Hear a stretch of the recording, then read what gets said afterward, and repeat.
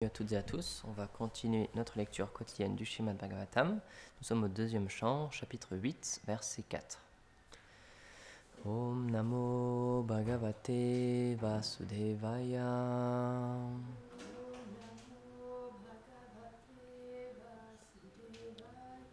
Om Namo Bhagavate Vasudevaya.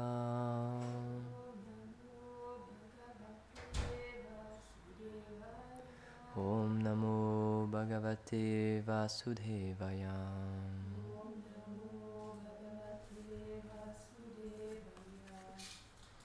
Shrinvata Shradhaya Nityam Grinatascha Svachestitam Kalena Nati Dirgena Bhagavan Vishate Hridi. Traduction. En écoutant quotidiennement avec une foi ferme les glorieuses actions et les attributs de Sri Krishna et en chantant ses saints noms sans commettre d'offense, le Seigneur entre et se révèle lui-même dans le cœur de ses dévots. Commentaire. Srila Vishwanath Chakravarti Thakur dit: un dévot qui est déjà familier avec l'écoute et le chant des gloires de Krishna n'a pas à faire d'efforts pour se souvenir de lui. Le Seigneur entre spontanément dans son cœur. Dans ce verset, écouter et chanter indique le souvenir du Seigneur. Fin de la citation. Un pur dévot n'a pas à faire d'efforts pour se rappeler de Krishna au moment de la mort, car celui-ci apparaît de lui-même dans son cœur pour le ramener dans sa demeure éternelle. Om Agyanatimirandasya Gyanam Jala Shalakaya Chakshurun Militam Yena Tasmai Shri Gurave Namaha Shri Chaitanya Manobishtam Stapitam Jena Bhutale Swayam Rupa Kadamayam Dadati Swapadam Tikam He Krishna Karuna Sindhu Dinabandhu Jagatpate Gopesha Gopika Kanta Radha Kanta Namostute Tapta Kanchana Gaurangi Radhe Vrindavaneshwari Rishabhanu Sute Devi Pranamami Hari Priye Jaya Shri Krishna Chaitanya Prabhu Nityananda Shri Advaita Gadadhar Shivasadi Gaura Bhakta Vrinda Hare Krishna Krishna Krishna Hare Hare Hare Rama Rama Rama Hare Hare Namam Vishnupadaya Krishna Prishtaya Bhutale Srimate Bhaktivedanta Swamini Tinamine Namaste Saraswati Deve Kauravani Pracharine Nirvishesha Shunyavadi Paschatya Deshatarine Vamchakalpatarubhyascha Kripa Sindhubhya Evacha Patitanam Pavanebhyo Vaishnavebhyo Namo Namaha. Donc c'est un très beau verset et ça montre vraiment l'importance du Srimad Bhagavatam. Parce qu'encore une fois, là, c'est Parikshit Maharaj qui demande à Shukadev, s'il te plaît, instruis-moi, parle-moi des gloires du Seigneur, etc.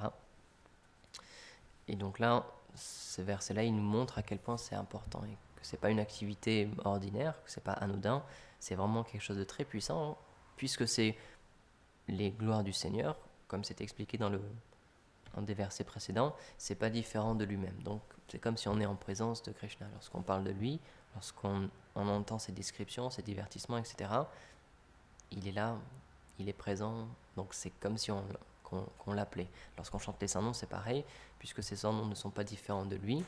Nama et Nami ne sont pas différents, là, le nom et la personne qui est nommée ne sont pas différents, on est en présence du Seigneur. Donc c'est pour ça que, normalement, lorsqu'on chante, on doit s'efforcer du mieux qu'on peut d'être présent, d'être attentif, parce que les Vaishnavas, ils donnent souvent cet exemple.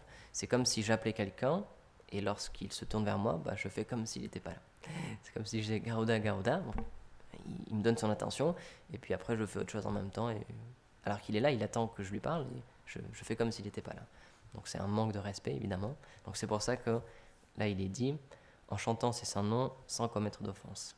Parce que si le saint nom ne se révèle pas à nous, si lorsqu'on chante on n'a pas ces réalisations-là, c'est que on commet une des offenses au saint nom. Donc c'est pour ça que, même si c'est difficile, on doit s'efforcer au mieux de chanter du mieux que l'on peut. Parce qu'encore une fois, c'est ça que le Seigneur, il regarde, l'effort qu'on met dans ces choses-là. Il ne nous demande pas d'être parfait, puisque il sait qu'on est dans ce monde, donc on est une âme conditionnée, donc on a un conditionnement, on n'a pas tout, notre mental, il n'est pas toujours porté vers lui. Là, c'est expliqué, les purs dévots, ils n'ont même pas besoin de faire d'efforts. Krishna est toujours dans leur mental. C'est pas notre cas, en tout cas, c'est pas mon cas, mais on fait de notre mieux pour se rappeler du Seigneur. Et c'est ça qu'il value, c'est ça qu'il regarde vraiment, c'est l'effort que l'on fait. Il l'explique dans la Bhagavad Gita, Arjuna, je réciproque avec l'adoration de mes dévots, je réciproque avec leur désir. Donc, si on a un désir d'être avec lui, pourquoi est-ce qu'il réciproquerait pas? Puisque c'est tout ce qu'il attend, c'est juste qu'on développe ce désir-là. Donc, tout le service de dévotion, notamment les premières étapes du service de dévotion, ça a pour but de faire naître ce désir dans notre cœur. Parce que comme tu le disais, Rasaïla, c'était très intéressant, on ne peut pas être sans désir. C'est impossible, puisque c'est la nature de l'âme d'avoir des désirs, d'avoir des sentiments, d'offrir son cœur, de vouloir une relation, une interaction. C'est codé à l'intérieur d'entre nous, on est fait pour ça. Donc c'est pour ça qu'on le dit souvent, ce principe du yoga qu'on pratique, le bhakti yoga, c'est pas un processus mécanique où on tente, comme une tortue, c'est expliqué, de rétracter nos sens, comme si une tortue qui rétracte ses membres à l'intérieur de sa carapace. C'est pas ce qu'on essaie de faire, parce que notre âme, elle n'est pas faite pour ça. Notre âme, elle est faite pour s'exprimer, pour avoir une relation, pour avoir des échanges. Donc si artificiellement, on essaie de contrôler notre langue, notre mental, nos sens même, nos sens grossiers, au bout d'un moment, ne serait-ce que, on a besoin de juste une petite chose qui va nous faire renaître ces désirs-là. Donc, en même temps, donc ça peut paraître dur ou difficile, mais il faut bien comprendre comment fonctionne ce monde et qui on est en fait et comment fonctionne l'âme. Donc c'est pour ça, lorsqu'on comprend qu'on est une âme spirituelle, donc qu'on est fait pour exister en tant que personne et d'avoir une relation avec d'autres personnes, on ne cherche plus à artificiellement justement se rétracter comme une tortue, parce qu'on comprend que on n'est pas fait pour ça. Donc c'est comme nager à contre-courant. C'est extrêmement difficile, parce que c'est pas fait pour ça. On est fait pour suivre le courant d'une rivière, par exemple. Parce que faire l'inverse, il y a certains poissons, c'est vrai, le saumon, je crois, qui remonte comme ça les rivières, mais les trois quarts des poissons, c'est impossible pour eux, parce que c'est pas dans leur nature. Ils sont pas faits pour ça. Les membres qu'ils ont, et le physique qu'ils ont, c'est pas fait pour ça, c'est pas fait pour aller contre ces éléments-là. Donc si on essaie les yogis qui essaient juste de retirer leur sens et de ne plus toucher à ce monde, parce qu'ils comprennent que ce monde c'est aussi une source de souffrance, ils essaient de se rétracter complètement et de dire, bon bah, puisque ce monde il est mauvais, il apporte la souffrance, je rejette ce monde et je me concentre à l'intérieur de moi. Mais on n'est pas fait pour ça, malheureusement. De toute façon, au bout d'un moment, voilà, c'est pas qu'il remonte jusque dans les Himalayas ou à la source, il est fait aussi pour nager et pour participer dans cette rivière-là. Donc, c'est possible, c'est pour ça que, encore une fois, c'est une voie du yoga qui existe, et Krishna il explique ça aussi, il y a tellement de sortes de yoga qui sont expliquées, qui sont données dans les Védas, mais c'est pas le but final. C'est un procédé qui apporte des résultats, c'est vrai, comme l'Ashtanga Yoga, on en parle beaucoup même dans le Bhagavatam. C'est possible, on peut avoir un effet avec ces yogas-là, mais c'est pas une fin en soi. Le fait de contrôler son mental, c'est pour ça que par exemple, il y a la position du lotus. Donc nous on est des occidentaux, on n'y arrive pas forcément très très bien, comme elle est décrite, etc. Mais rien que le fait, pourquoi les Vaishnavas ils s'assoient comme ça aussi, on peut se dire bah oui mais c'est un truc mécanique, c'est du yoga, on s'en fiche. Mais pourquoi on s'assoit comme ça, particulièrement lorsqu'on chante ou lorsqu'on veut être bien attentif? Parce que c'est physique en fait, c'est expliqué que lorsqu'on est comme ça, les chakras sont alignés et le mental est beaucoup plus facile à contrôler, tout simplement. Donc c'est pas qu'on rejette toutes les formes de yoga, c'est qu'on les utilise, mais dans le service de dévotion. On ne les utilise pas à part comme un processus de réalisation personnelle, parce qu'on comprend que c'est des outils pour nous diriger vers quelque chose de supérieur qui est l'âme spirituelle. Donc on a conscience qu'on a un corps, donc on apprend à le contrôler, parce que c'est comme notre véhicule, c'est notre voiture dans ce monde, donc on doit pouvoir l'utiliser, et il doit être en bon état, parce que s'il n'est pas en bon état, on va être fatigué, ou alors on va être malade, et donc notre mental il va être perturbé, et on ne va pas pouvoir chanter correctement, ou ne serait-ce que penser au Seigneur. Et c'est un point que je fais souvent, mais c'est pour ça que cette planète Terre, elle est vraiment propice à la vie spirituelle, à la réalisation du soi, parce qu'il n'y a pas trop de souffrance. Parce que lorsqu'il y a trop de souffrance, on n'a pas la possibilité de penser à quelque chose de spirituel, parce qu'on est trop accaparé sur ce que je suis en train de vivre en ce moment. La souffrance que j'expérimente maintenant, ça peut être une souffrance physique ou une souffrance mentale aussi, et ça ne nous donne pas la possibilité de penser à une vie spirituelle, de penser à l'âme. Et à l'inverse aussi, trop de bonheur, c'est expliqué que ça ne permet pas de penser à l'âme. C'est pour ça que dans les planètes zédéniques, donc les planètes supérieures, il y a tellement de bonheur, il y a tellement de plaisir qu'il n'y a pas cette vie spirituelle-là. Parce qu'on est trop justement porté sur les plaisirs de ce corps. Donc la Terre, pour ça, elle est très très bien. Parfois on souffre, mais pas trop. Et parfois on se réjouit, mais pas trop non plus. Comme ça, on peut rester lucide en fait. Et on peut porter notre attention sur les questions spirituelles. Donc, comme on l'expliquait, on a connaissance de toutes ces pratiques de yoga différentes, mais on a conscience que, comme tu le disais, on ne peut pas s'arrêter de désirer ou s'arrêter d'aimer des choses. Donc en fait, c'est pour ça que le service de dévotion, chez la Prabhupada, il mettait vraiment ce point, il mettait une emphase sur ce point, c'est qu'on remplace nos sources d'attachement. Parce que l'âme, elle est faite pour s'attacher, elle est faite pour aimer, elle est faite pour donner, pour servir.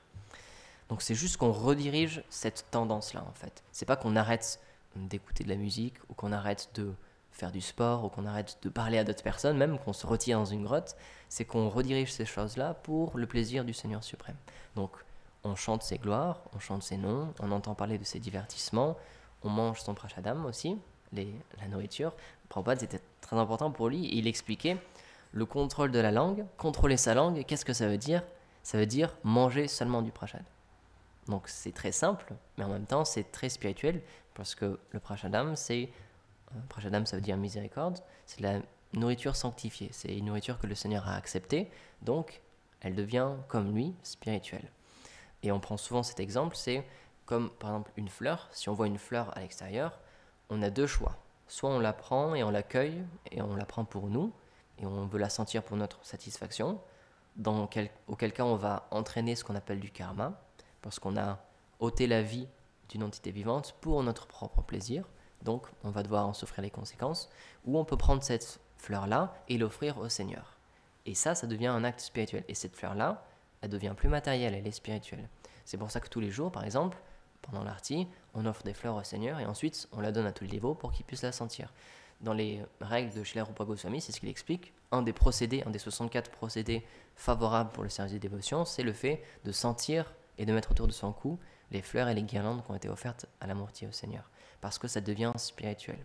Donc c'est pour ça que la vie spirituelle, c'est quelque chose de très pratique, c'est quelque chose qui est vraiment basé sur ce monde, on interagit avec ce monde, mais juste avec une conscience différente. On fait les choses pour quelqu'un qui est le Seigneur suprême, et on lui offre toutes ces choses-là.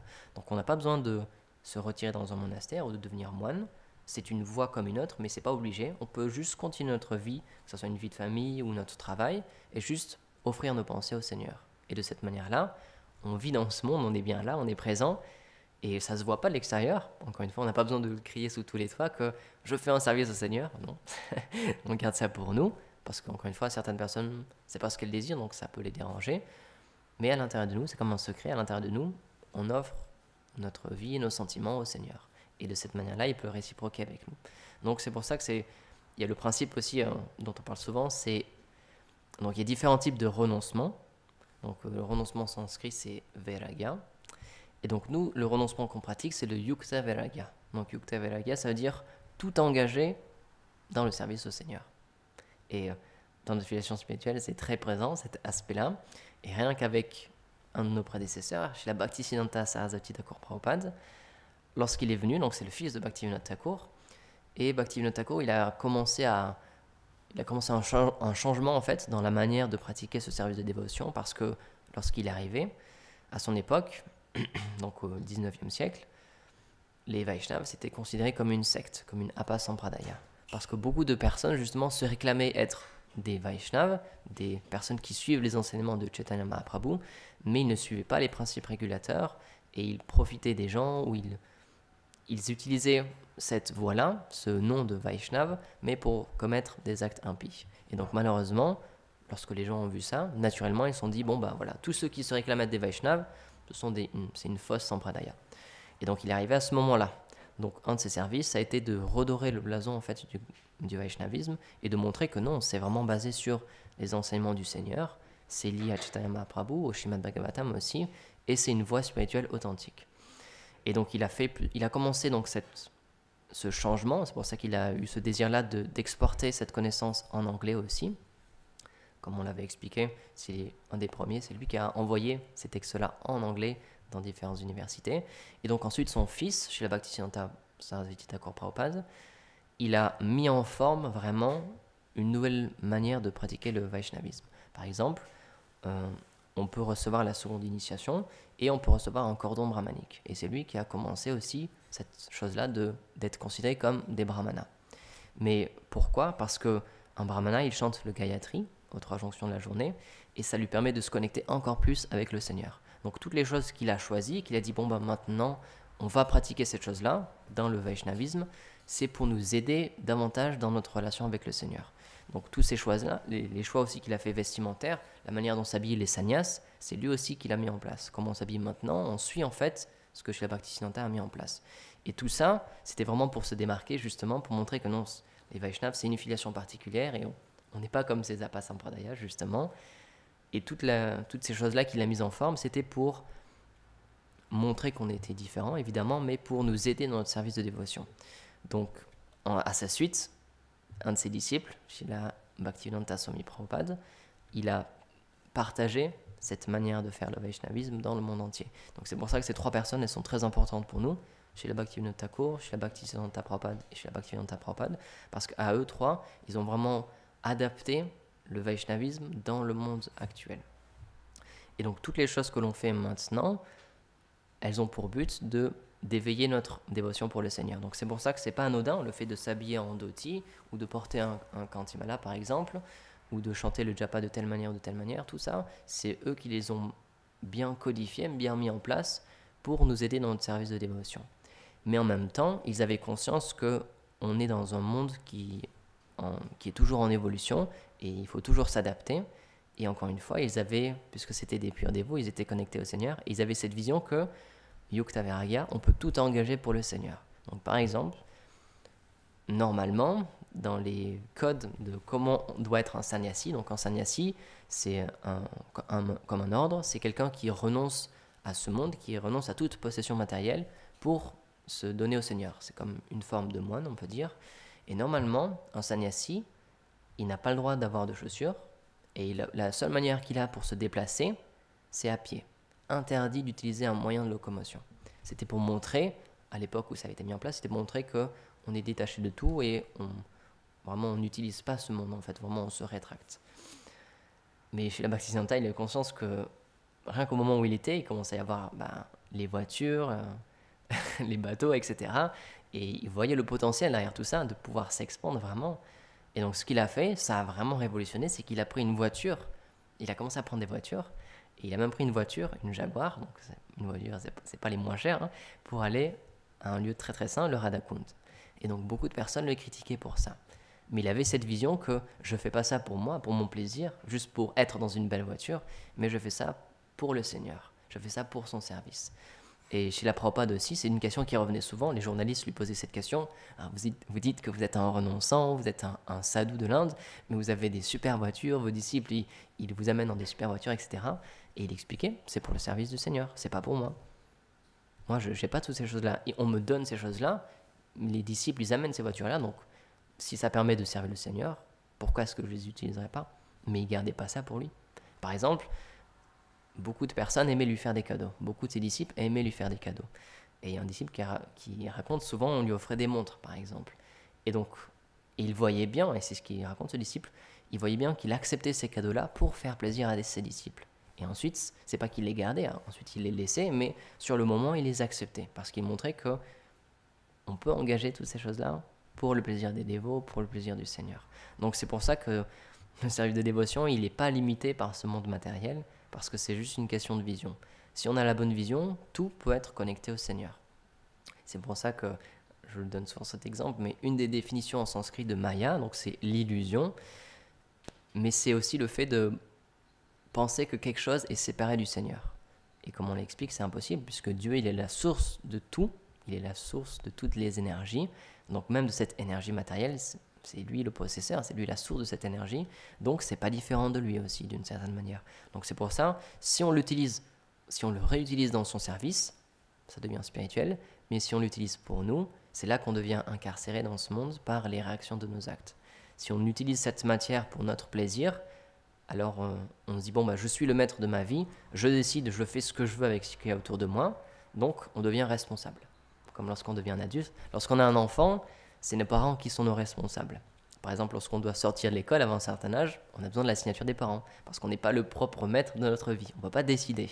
Et s'il se passe quelque chose, surtout lorsqu'on est très petit, c'est sur nos parents que ça retombe.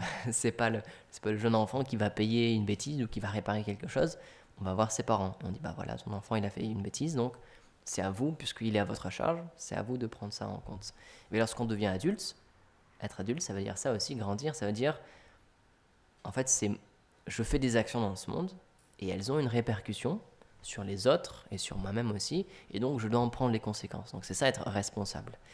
Et donc dans ce monde matériel, si on dit au Seigneur, si on dit à la nature, je veux être responsable, je décide de ce que je veux dans ma vie, alors la nature nous répond d'accord, donc maintenant il faut que tu payes tes actions, il faut que tu sois responsable de tes actions. Si tu fais quelque chose, alors tu auras une conséquence. Et donc si on utilise la matière de cette manière-là, on va avoir beaucoup de conséquences. C'est expliqué, c'est comme planter des graines. Donc ces graines-là, il y a différents types de graines du karma, des actions, des réactions de nos actes. Certaines graines, elles poussent tout de suite, et on a tout de suite le résultat dans cette vie.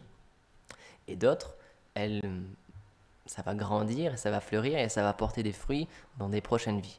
Donc c'est pour ça que parfois, quelqu'un, il est très riche dans cette vie, alors qu'il n'a pas travaillé, il n'a jamais travaillé, il n'a rien fait de spécial, mais il est très riche, il est en bonne santé, il a plein de contacts, plein d'amis, etc.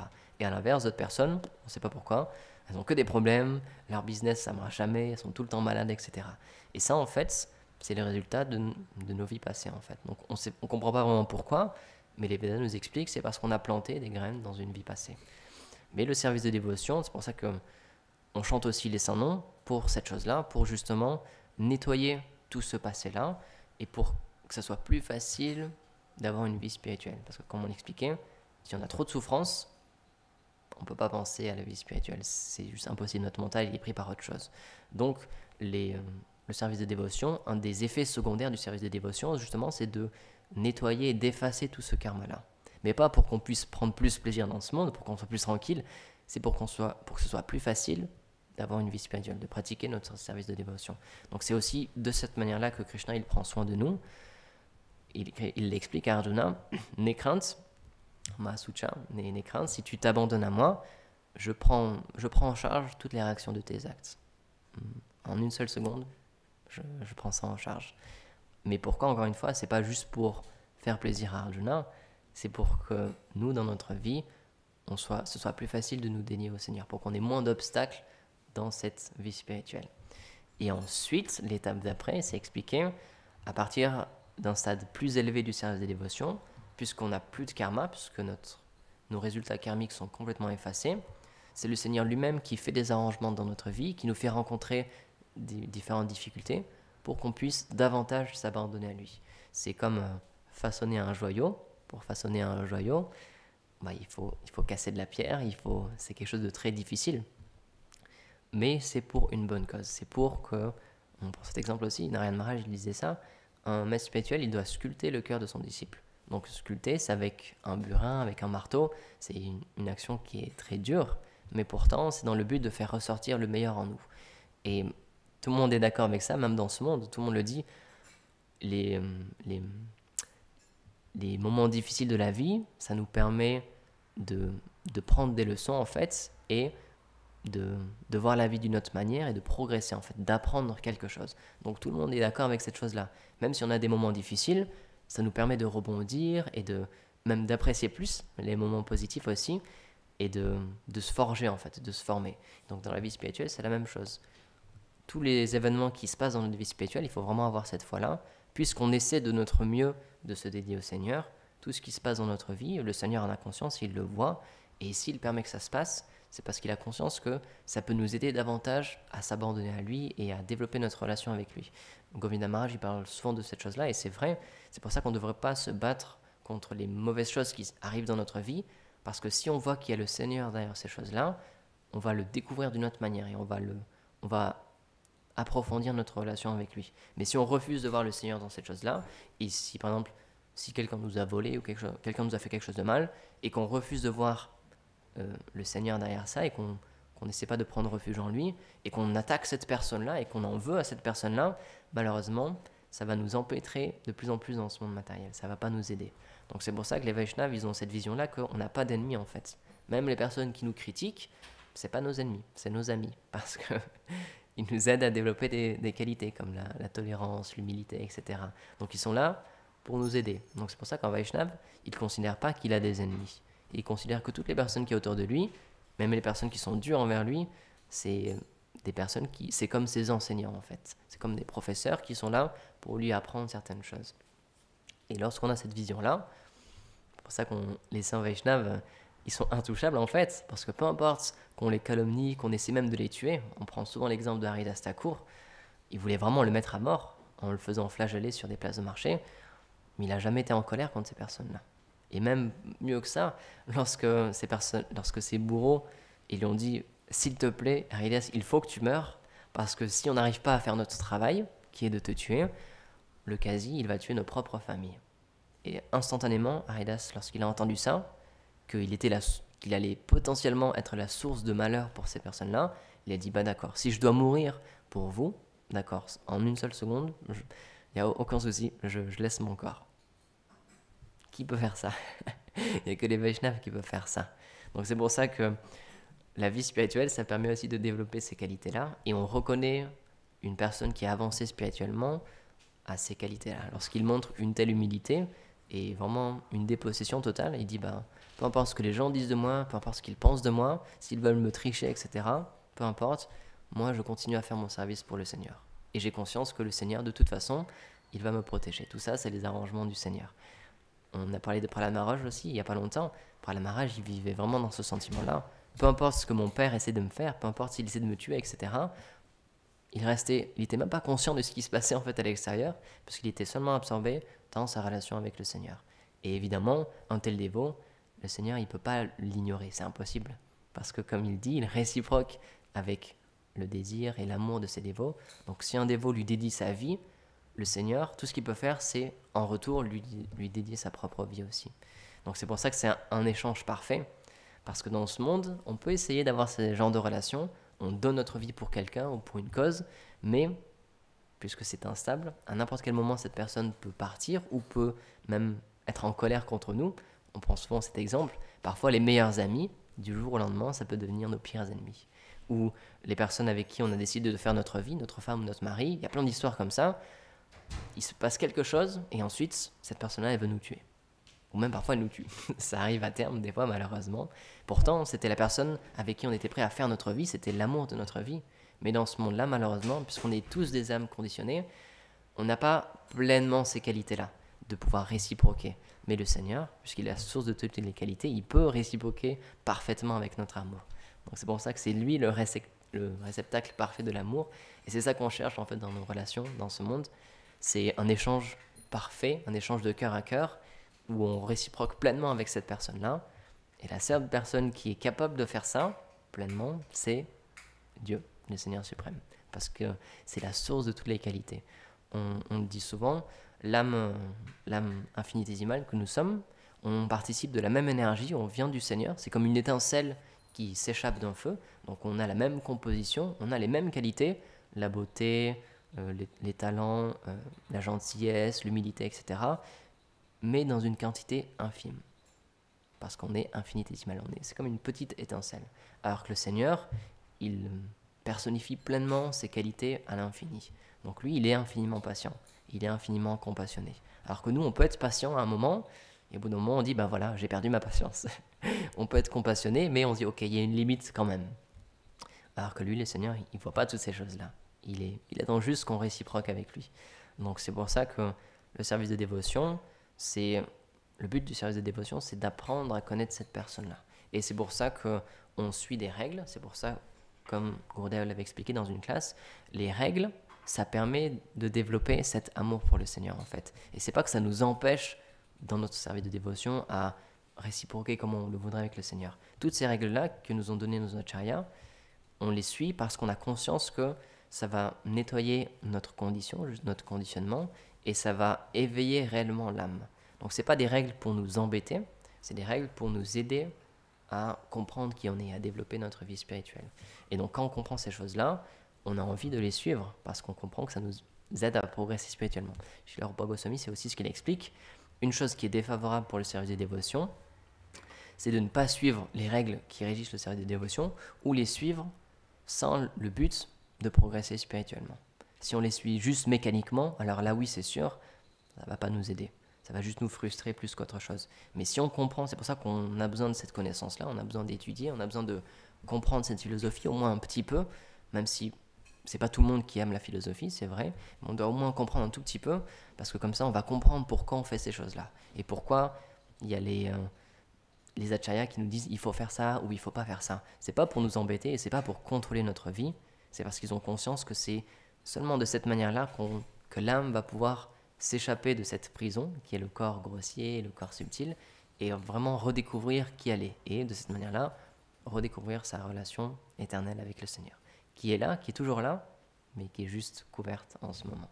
Donc ces règles-là et le service de dévotion, c'est très régulier, c'est vrai, mais ça a pour but de s'émanciper et de découvrir qui on est réellement, de faire renaître notre âme en fait, la faire s'éveiller.